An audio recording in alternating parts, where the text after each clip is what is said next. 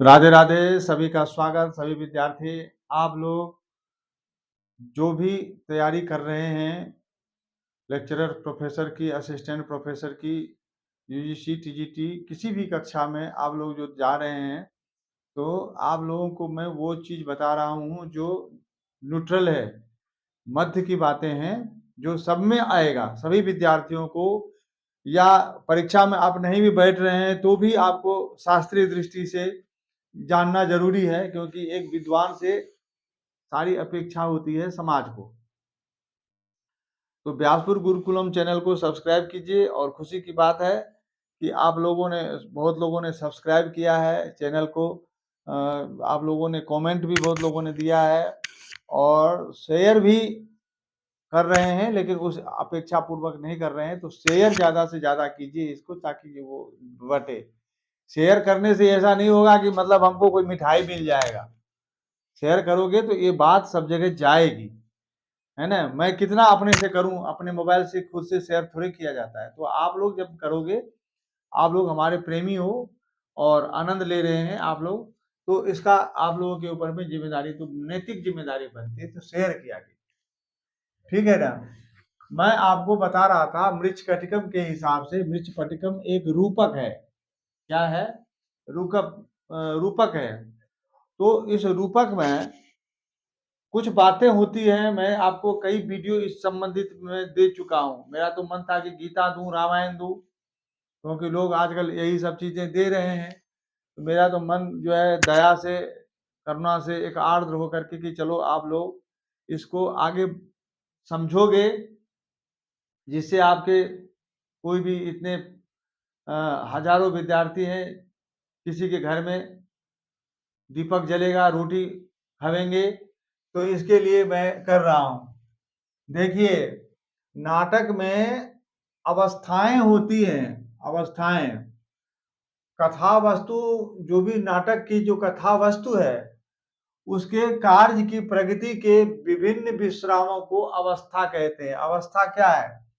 जो कथा वस्तु है, उसके कार्य की जो प्रगति है, वह प्रगति विभिन्न विश्राम को प्राप्त होती है। प्रगति विभिन्न विश्रामों पर कथा कार्य की प्रगति रुकती है, एक आयाम को प्राप्त करती है, उसको हम अवस्था कहते हैं। अब ये मृच्छकटिकम के परिप्रेक्ष्य में देखा जाए, क्योंकि मैंने आपको कहा था कि मृच्छकटिकम एक बहुत ही सुंदर रूपक, सुंदर नाटक प्रस्तुत किया गया है, और बहुत ही इसका दिव्य कथा वस्तु है, और मुझे बड़ा अच्छा लगता है। तो मैं इसी के ऊपर मैं आपको बता रहा हूं, और जगह इस बात को समझ लेना। देखिए, मैंने आपको बताया था कि नाटक में मुख्य रूप से बीज, बिंदु, पताका, प्रकृति और कार्य होते हैं, मैंने बताया था।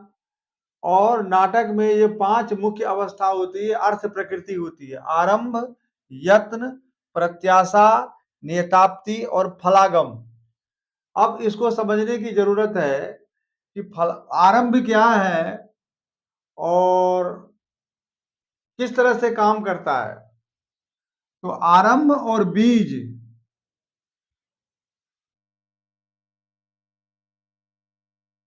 ये मिलती है। तो आरंभ बोलते हैं मुख्य फल की सिद्धि में नायक की उत्सुकता। नायक की उत्सुकता, ये कब पता चलती है बात? कि जब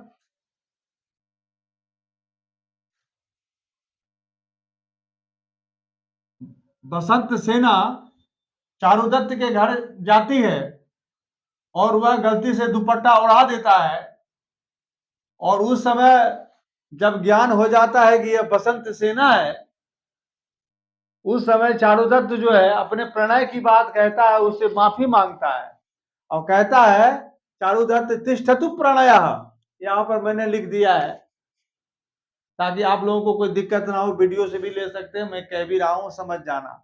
तिष्ठतु प्रणय, इससे इस नाटक में उत्सुकता होती है, उत्सुकता होती है। और कथा कथा की जो शुरुआत होती है, जिस बात को लेकर के शुरू में कथा कही जाती है एक बीज रूप में, और वही कथा पूरे कथा में फैलती है, तो वो बीज हो जाता है। बीज और आरंभ, नायक की उत्सुकता, ये दोनों मिल करके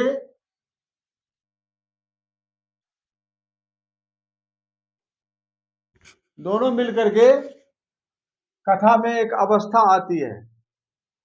अच्छा, दूसरा है यत्न। यत्न यत्न अवस्था क्या है? फल के लिए वेग से नायक का प्रयत्न करना, फल प्राप्ति के लिए। ये 2 से 5 अंक तक चलता है। मदनिका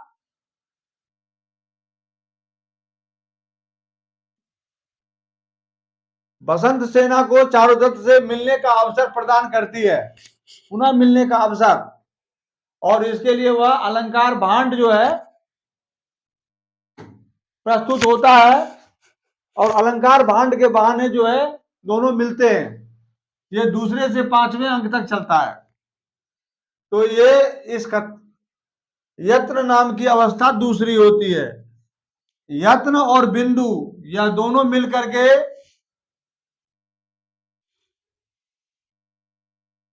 कथा आगे बढ़ती है। ठीक है ना? मैंने आपको बताया था पिछले वीडियो में, ज्यादा इसको नहीं बढ़ाएंगे।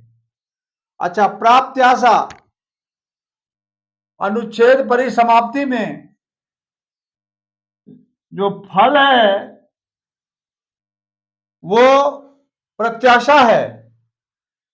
फल प्राप्ति होना विघ्नों के कारण असंभव दिखता है, तो ये 6 से 10 अंक में होता है। इतने विघ्न आते हैं, सकार के द्वारा उत्पन्न होता है कि विघ्न आने के कारण फल जो है कथा वस्तु का मिलना असंभव दिखता है। तो इसको कहते हैं प्रत्याशा। प्रत्याशा और पताका, यह भी एक जगह मिलता है। और चौथी अवस्था है नियताप्ति। जब विघ्न हट जाता है और फल प्राप्ति की संभावना हो जाती है, तो यह नियताप्ति कहलाता है। जैसे कि, अच्छा, यहां पर मैंने लिखा है प्रत्याशा क्या है, 6 से 10 अंक में, ऐसा अहम मंदभागिनी यस्या कारणात् एष व्यापाद्यते।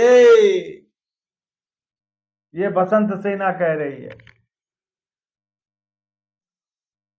कि इस मैं ही एक मंदभागिनी हूं जिसके कारण ऐसी स्थिति उत्पन्न हुई है। और नियताप्ति में विघ्न हटने से फल की प्राप्ति की संभावना हो जाती है। त्वरितम का पुनरेशं सपतता चिकुर भारे न, चांडाल कह रहा है। तलवार जब गिर जाता है तो कहता है विघ्न हट गया, वो सकार और बसंत सेना दोनों पहुंच जाती है, और पहुंचने से वहां पर वह बसंत सेना को चारुदत्त देखता है और उसको फल की प्राप्ति संभावना पूर्ण रूप से दृष्टिगोचर हो जाती है। और चांडाल यह बात कहता है, त्वरितम का पुनरेशं संपतता चिकुर भारेण। यह जो पंक्ति है, यह पंक्ति नियताप्ति को प्रदर्शित करती है। 5वां सबसे बड़ा फल है फलागम, और प्रक्रिय और नियताप्ति ये दोनों मिल जाते हैं। अच्छा, फलागम क्या है? इष्ट फल की प्राप्ति हो जाना फलागम है। चारुदत्त अपनी पत्नी दूता को अग्निदाह से बचाता है।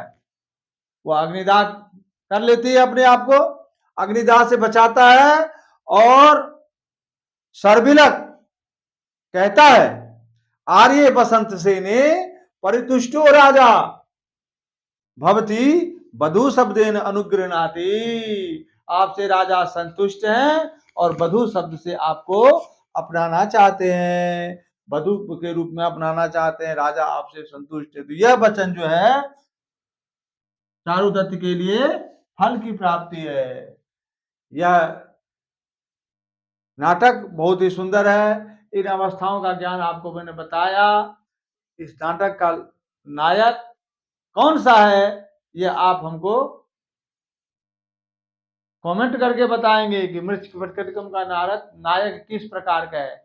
नायक के कितने भेद होते हैं वो अगला रील में मैं दे रहा हूं, और उसमें यहाँ का मृच्छकटिकम का नायक कौन सा है वो आप हमको कमेंट में बताएंगे। और जरूर आप ये वीडियो कहाँ से देख रहे हैं ये भी आप अपने शहर का नाम कमेंट में बताएंगे, तो मुझे पता चल जाएगा कि आप लोग फलाने फलाने जगह से वीडियो देखते हैं। ठीक है, धन्यवाद। राधे राधे।